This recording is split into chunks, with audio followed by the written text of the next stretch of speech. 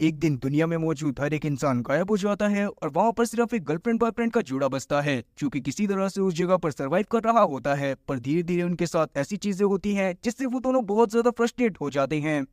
तो कहानी की शुरुआत में हमें चिनाई और साथी रायली नाम के कपल को दिखाया जाता है जो कि थोड़ा बहुत एंजॉय करने के लिए आइसलैंड में आए हुए थे, और वो वहां पर इस वजह से भी आए थे ताकि वो अकेले में थोड़ा सा समय बिता सके और बाकी सारी टेंशन से दूर रहें। तब हम लोग देखते हैं कि रायली असल में हर जगह की फोटोज ले रहा था। उसको फोटोज लेना बहुत ज्यादा पसंद था और उसके पास एक पुराना सा कैमरा था जो कि उसके ही पिता का था, पर रायली उसको हमेशा अपने साथ रखता था। अब आइसलैंड में पहुंचने के बाद वो लोग सबसे पहले एक होटल में जाते हैं और वहां पर थोड़ी देर आराम करने के बाद वो लोग आसपास की जगह को एक्सप्लोर करने के लिए निकल जाते हैं, जिस दौरान रायली हर जगह की फोटो को कैप्चर करने की कोशिश कर रहा था। तब उन्हें एक जियोथर्मल पूल के बारे में पता चलता है जिससे ही उस एरिया में बिजली आया करती थी जिसमें वो रहा करते थे। तब वो दोनों उस पूल में नहाने के लिए चली जाती हैं। उस दौरान हमें उन दोनों की बातों से पता चलता है कि रायली ने अपनी अब तक की सारी सेविंग इस ट्रिप के दौरान खर्च कर दी है। जिनाई को ये सब पसंद तो नहीं आ रहा था, पर क्योंकि रायली ने ये सब उसे खुश करने के लिए ही करा था, इसीलिए वो भी इन सब पर ज्यादा ध्यान नहीं देती और रायली के साथ ज्यादा से ज्यादा समय एंजॉय करने में बिताती है।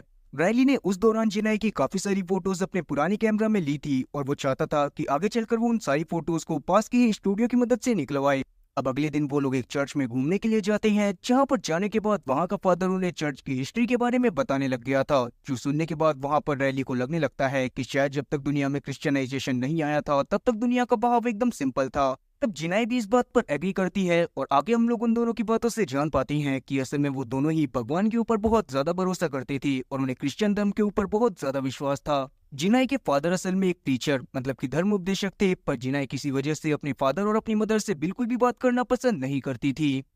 आगे वो लोग एक वाटरफॉल के पास घूमने के लिए जाते हैं, जहाँ पर जाने के बाद जिनाई को बहुत ज्यादा अच्छा लग रहा था और वो वहाँ पर बहुत ज्यादा एंजॉय करती है। इसके बाद वो लोग अपने होटल में आ गए थे, जहाँ पर आने के बाद वो लोग थोड़ा सा आराम करते हैं और रात के समय में हम लोग देख पाते हैं कि बाहर की दुनिया बहुत ज्यादा ही चमक रही थी। और फिर जब जिनाई की नजर खिड़की से बाहर की तरफ पड़ती है तो वो बाहर देखने के बाद बहुत ज्यादा खुश होती है, क्योंकि बाहर आसमान बहुत ज्यादा सुंदर लग रहा था। तभी अचानक से ही जिनाई को नींद आ जाती है और जब वो अगले दिन उठती है तो वो अपने बेड पर लेटी हुई थी। अब ये चीज वैसे तो अजीब थी, पर वहाँ पर जिनाई इस बात पर ज्यादा ध्यान नहीं देती और तभी वहाँ पर रायली भी आ जाता है, जो कि उससे बातें करते हुए उससे ब्रेकफास्ट बनाने के लिए बोलने लगता है। पर जब वो ब्रेकफास्ट बनाने का सामान लेने के लिए नीचे जाते हैं तो वहां पर कोई और इंसान मौजूद नहीं था, जो देखने के बाद उन दोनों को कुछ भी समझ में नहीं आता। इसीलिए वो डिसाइड करते हैं कि वो बाहर जाकर कैफे से ही कुछ खा लेंगे। लेकिन बाहर जाने के बावजूद भी उन लोगों को शहर में एक भी इंसान दिखाई नहीं देता। इवन जब वो मॉल में या फिर कैफे में भी जाते हैं तो वहां पर भी बिल्कुल भी स्टाफ मौजूद नहीं था।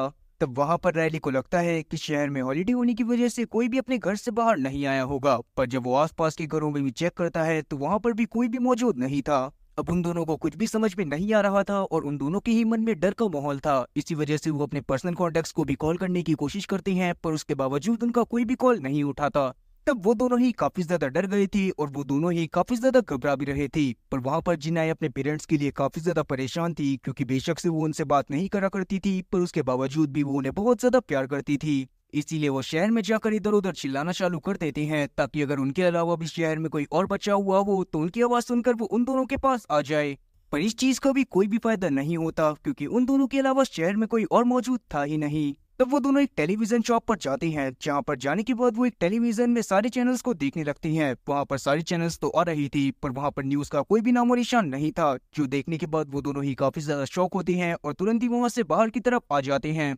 तब उन दोनों को कुछ भी समझ में नहीं आ रहा था, क्योंकि अगर शहर में कोई वायरस फैला होता तो वहां पर लोगों की मरी हुई डेड बॉडी ही सही, पर डेड बॉडी तो होती, पर या फिर अगर वहां पर एलियंस आए होते तो शायद वहां पर एलियंस का शिप भी मौजूद होता। पर क्योंकि वहां पर ऐसा कुछ भी मौजूद नहीं था, इसी वजह से उन दोनों में से किसी को भी कुछ भी समझ में नहीं आ रहा होता कि आखिरकार यहाँ पर मौजूद सारे के सारे इंसान कहाँ चले गए। तब वो दोनों सबसे पहले अपनी होटल में वापस आ जाते हैं, जहाँ पर जाने के बाद गूगल मैप की मदद से रायली आसपास के शहरों को देखने लग गया था, और जब उसे आसपास के शहरों में भी कोई भी नहीं दिखाई देता तो वो दूसरी कंट्रीज को भी देखने लगता है, पर हर जगह उसे सेम पिक्चर्स मिल रही थी जहाँ पर कोई भी इंसान मौजूद नहीं था। और ये सब देखने के बाद जिनाई और ज्यादा पैनिक करने लग गई थी, क्योंकि किसी भी हालत में वो अपने पेरेंट्स से मिलना चाहती थी। पर जब वो अपने पेरेंट्स को कॉल करने की कोशिश करती है तो वापस से उसका कॉल कोई भी रिसीव नहीं करता। तब जिनाई और रायली दोनों को ही ये किसी राक्षस का काम लगने लगता है, और वो तुरंत ही शहर में आने के बाद एक गाड़ी को ढूंढते हैं जो कि चलने की हालत में थी, और वो तुरंत ही उस गाड़ी में बैठकर सीधा चर्च में पहुंच जाते हैं। लेकिन चर्च में पहुंचने के बावजूद भी उन्हें वहां पर कोई भी नहीं मिलता, जिसे देखने के बाद उन दोनों को लगने लगता है कि शायद भगवान ने उन दोनों को ही किसी मकसद की वजह से जिंदा छोड़ा है और शायद उन दोनों को ही चुना गया है ताकि वो आगे चलकर वापस से पॉपुलेशन को बढ़ा सके।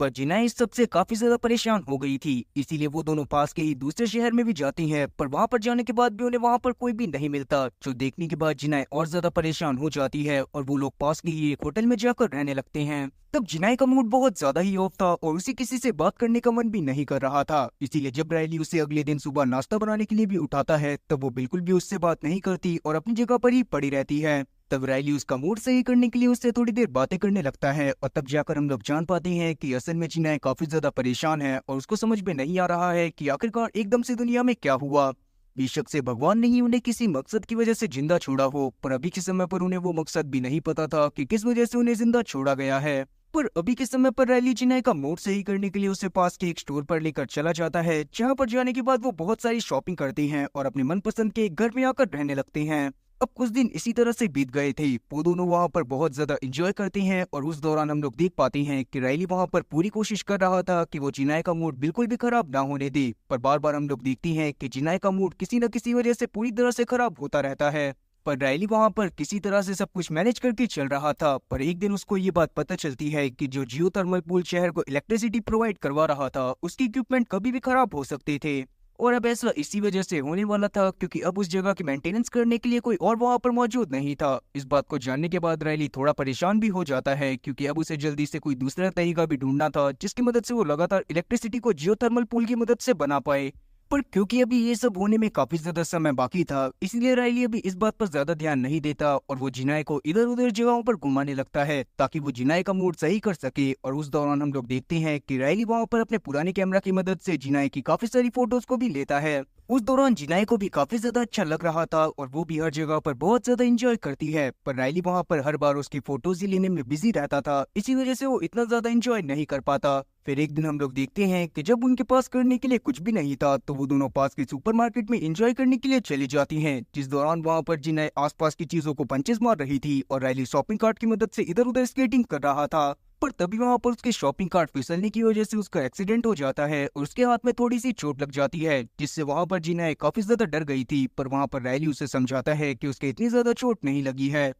तब से जिनाई का मूड काफी ज्यादा खराब हो गया था। तब जिनाई का मूड सही करने के लिए रायली रात में उसे कैंडल लाइट डिनर करने का ऑफर करता है, जिस पर जिनाई भी मान जाती है और हम लोग रात में देखते हैं कि वो दोनों बहुत ज्यादा तैयार होकर एक जगह पर बैठकर कैंडल लाइट डिनर करने लगते हैं। पर वहाँ पर हम लोग जिनाई की बातों से जान पाते हैं कि जिनाई के दिमाग से अभी भी दोपहर के विजन्स नहीं निकल रहे थे, क्योंकि कहीं ना कहीं अब उसके पास सिर्फ रायली ही एक ऐसा इंसान है जिससे जिनाई बातें कर सकती है, और अगर अभी के समय पर रायली को कुछ भी हो जाता है तो जिनाई यहाँ पर बिल्कुल ही अकेली हो जाएगी। तब रायली उसकी बात को समझता हुआ अभी उसे टेंशन ना लेने के लिए बोलकर डिनर पर फोकस करने को बोलता है, पर वहाँ पर जिनाई का मूड और ज्यादा खराब हो गया था और इसी वजह से वो तुरंत ही डिनर को छोड़ती हुई वहाँ से चली जाती है। अभी के समय पर जिनाई को ये बात समझ में नहीं आ रही थी कि उसे क्या करना चाहिए। वो काफी समय तक अपने घर में ही पड़ी रहती है और उस दौरान रायली उसका मूड सही करने की लगातार कोशिश करता रहता है। पर अभी के समय पर जिनाई को रायली से उसकी वो डायरी वापस चाहिए थी जो जिनाई के फादर ने जिनाई को उसके बचपन में दी थी, और बचपन से ही जिनाई उसमें अपनी सारी यादों को लिखा करती थी जो भी उसे लगता था कि उसे उस डायरी में लिखना चाहिए।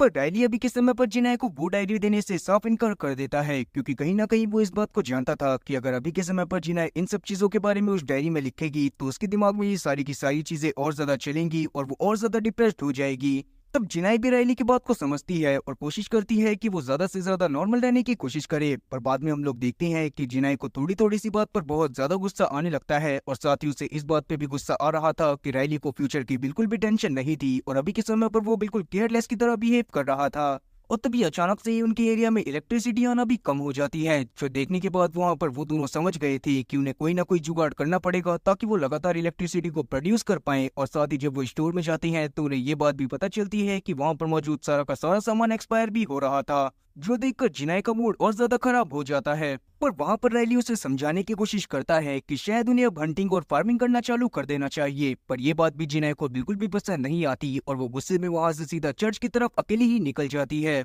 और फिर उस चर्च में जाने के बाद वो वहाँ पर मौजूद पुतलों से बातें कर रही थी और वहाँ पर भी उसकी बातों से हम लोग जान पाते हैं कि उसे अभी भी ये बात समझ में नहीं आ रही है कि उसके साथ ये सारी की सारी चीजें क्यों हुई और यही सारी चीजें उसके दिमाग में चल रही थी, जिस वजह से वो और ज्यादा परेशान हो जाती है। पर अभी के समय पर जिनाए के एकदम से जाने की वजह से रायली खुद भी और ज्यादा परेशान हो गया था, इसीलिए वो अगले दिन से और ज्यादा कोशिश करने लग जाता है कि वो जिनाए को ज्यादा से ज्यादा खुश रख पाए और इसीलिए वो जिनाए को अपने साथ और ज्यादा घुमाना चालू कर देता है ताकि वो जिनाए का मूड ज्यादा से ज्यादा अच्छा रख पाए। पर एक दिन हम लोग देख पाते हैं कि वो जिनाए को अपने साथ एक ऐसे प्लेन के पास लेकर चला जाता है जो कि बहुत समय पहले क्रैश हो गया था, पर उसका मलबा उसी जगह पर पड़ा हुआ था। रायली को लग रहा था कि जिनाए को वो जगह बहुत ज्यादा पसंद आएगी, पर जैसे ही जिनाए वहां पर जाती है तो वो बहुत ज्यादा गुस्से में आ जाती है और साथ ही उसे बहुत ज्यादा बुरा भी लग रहा था क्योंकि उसके हिसाब से वो प्लेन उसे उन लोगों की याद दिलवा रहा था जो कि उसमें मारे गए थे। और उन लोगों को याद करते हुए जिनाए को उन लोगों के बारे में भी याद आ रहा था जो कि अचानक से गायब हो गए थे और जिसमें उसके पेरेंट्स भी शामिल थे। इसी वजह से जिनाए वहां से अकेले ही गुस्से में चली जाती है, जिसके बाद हम लोग देख पाते हैं कि जिनाए और सती रायली काफी दिनों तक एक दूसरे से अलग ही रहते हैं।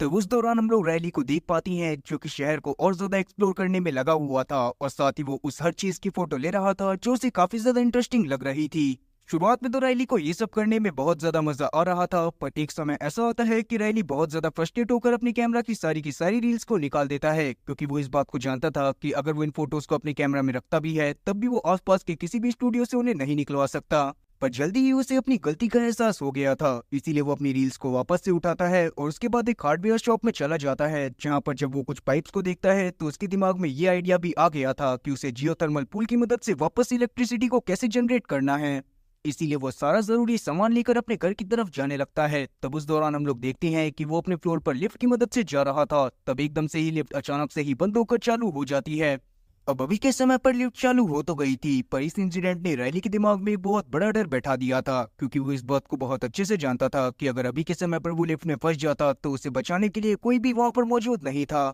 पर अब वो इस बात पर ज्यादा ध्यान न देते हुए उस डिवाइस को बनाने में लग जाता है जिससे वो जियोथर्मल पूल की मदद से इलेक्ट्रिसिटी को जनरेट करने वाला था। वहीं दूसरी तरफ हम लोग जिनाए को देख पाती हैं जो कि पास के एक सिनेमा हॉल में जाकर फूट फूट कर रोती है, जिसके बाद वो आसपास की चीजों को एक्सप्लोर करने के लिए निकल गई थी। तब उससे एक फार्म दिखाई देता है जहाँ पर बहुत से घोड़े भी थे, इसीलिए वो तुरंत ही उन घोड़ों के ऊपर बैठ जाती है, उन पर राइडिंग करना चालू कर देती है। पर उसका मन भी अकेले ज्यादा नहीं लग रहा था, इसीलिए वो गाड़ी में बैठने के बाद उन सभी वॉइस नोट और साथ ही रिकॉर्डिंग तो सुनने लगती है जो उसके रिलेटिव्स और साथ ही फ्रेंड्स ने उसे तब भेजी थी जब वो लोग जिंदा थे। अब उन रिकॉर्डिंग्स को सुनने के बाद जिनाए को रायली की भी बहुत ज्यादा याद आने लगती है, इसीलिए वो सीधा उस जगह पर जाने के लिए निकल जाती है जहाँ पर एक ग्लेशियर मौजूद था और रायली और साथ ही जिनाए को वो जगह बहुत ज्यादा पसंद आई थी। और वहां पर जाने के बाद किस्मत से जिनाए को वहां पर रायली मिल भी जाता है जो कि आसपास के एरिया की फोटोज खींच रहा था, जो देखने के बाद जिनाए को बहुत ज्यादा अच्छा लगता है और वो रायली के पास जाकर सबसे पहले उससे माफी मांगती है और उससे बातें करने लगती है। उस दौरान उन दोनों ने डिसाइड कर लिया था कि अब बेशक से कुछ भी हो जाए वो दोनों एक दूसरे का साथ नहीं छोड़ेंगे और किसी न किसी तरह से उस तरीके का पता लगा लेंगे जिससे वो सभी लोगों को वापस ला सके या फिर अपनी लाइफ को पूरी तरह से बेहतर बना सके।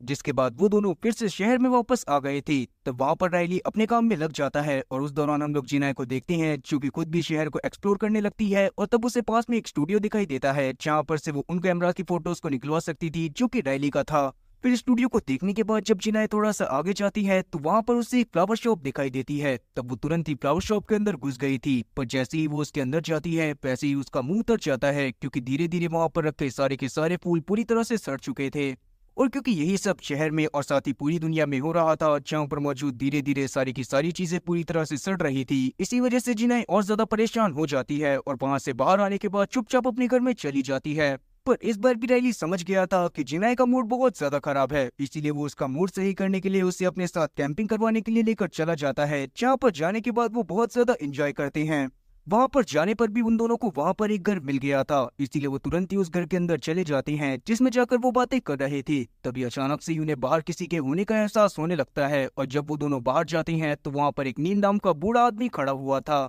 ये घर असल में नील का ही था और अभी के समय पर वो बाहर गया हुआ था ताकि वो हंटिंग कर कर कुछ अपने खाने के लिए लेकर आ सके, पर क्योंकि वो काफी ज्यादा बूढ़ा था और काफी दिनों से भूखा भी था इसी वजह से वो हंटिंग नहीं कर पाया। अब ये बात जानने के बाद रायली और साथी जिनाए अपने पास मौजूद खाना नील को दे देते हैं, जो खाने के बाद नील को काफी ज्यादा अच्छा लगता है क्योंकि काफी दिनों बाद उसने पेट भरकर खाना खाया था और इसीलिए वो रायली और साथी जिनाए को भी अपने घर में रुकने की परमिशन दे देता है। वो तीनों रात में इसी बारे में बातें कर रहे थे कि आखिरकार अचानक से सारे लोग कहाँ पर गायब हो गए, पर उन तीनों में से किसी को भी इसका जवाब नहीं मिलता, इसीलिए वो सोने के लिए चले जाते हैं। लेकिन जिनाई को रात में नींद नहीं आ रही थी, इसीलिए वो रात के समय में नील के पास चली जाती है और उससे बातें करने लगती है, क्योंकि उस समय पर नील ही ऐसा था जो कि जगा हुआ था। तब हम लोग नील की बातों से जान पाती हैं कि असल में वो बहुत ज्यादा उदास है, क्योंकि उसकी फैमिली से वो आखिरी बार गुड बाय तक नहीं कह पाया। वो असल में एक फिशरमैन था जो कि ज्यादा पैसा कमाने के लालच में अपनी फैमिली को, मतलब कि अपनी बीवी और साथ ही अपने बच्चों को गांव में ही छोड़कर शहर में चला गया था। काम में ज्यादातर बिजी रहने की वजह से वो अपनी बीवी और साथ ही अपने बच्चों से कांटेक्ट नहीं कर पाता था। इसीलिए जब वो वापस आया तब उसे पता चला कि उसकी बीवी किसी और के प्यार में पड़ गई थी और उसके बच्चे बड़े हो गए थे जिनको वो बिल्कुल भी याद नहीं था।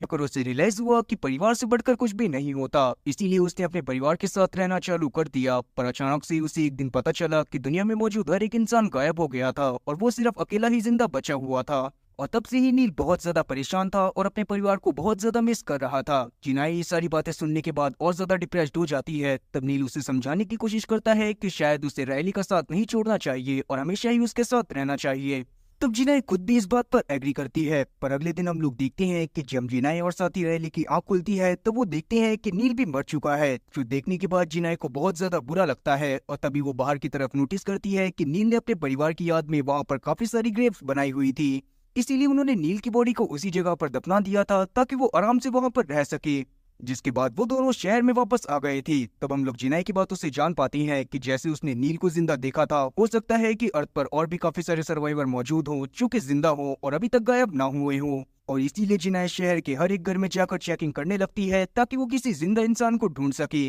तब रायली जिनाई के पागलपन को देखकर उसे शांत करवाने की भी कोशिश करता है, पर वहाँ पर जिनाई उसकी बात को नहीं सुनती और गुस्से में उसे वहाँ से भगा देती है। तब हम लोग रायली को देखते हैं जो कि अपने डिवाइस के पास जाकर उसे किसी तरह से पूरा कर लेता है और अब उनके पास इलेक्ट्रिसिटी और साथ ही पानी की कोई भी कमी नहीं होने वाली थी। पर अगले दिन तक हम लोग देखते हैं कि जिनाई की हालत और ज्यादा बिगड़ गई है और वो किसी भी हालत में उस जगह पर जाना चाहती है जहाँ पर और भी इंसान मौजूद हो। वो नील की मौत की वजह से भी काफी ज्यादा डिप्रेस्ड थी और उसे नील की कही हर एक बात याद आ रही थी। नील के हिसाब से परिवार बहुत ज्यादा जरूरी था और अभी के समय पर जिनाई को उसके मम्मी पापा की भी बहुत ज्यादा याद आ रही थी। अब जिनाई को इस तरह से परेशान देखकर रायली वापस से जिनाई का मूड सही करने में लग जाता है और उसे अपने साथ एक वाटरफॉल के पास लेकर चला जाता है, जहां पर जाने के बाद उसने किसी तरह से वापस से जिनाई को समझा दिया था कि शायद उन दोनों को ही आगे बढ़कर एक दूसरे के साथ रहना पड़ेगा। जिनाई उस समय तो उसके सामने इस सिचुएशन को एक्सेप्ट कर लेती है, पर अगले दिन हम लोग देखती हैं कि जब रायली की आंख खुलती है तो उसके घर में कोई और मौजूद नहीं था। जब वो टेबल के पास जाता है तो वहाँ पर एक एनवलप रखा हुआ था जहाँ पर एक लोकेशन का नाम लिखा हुआ था।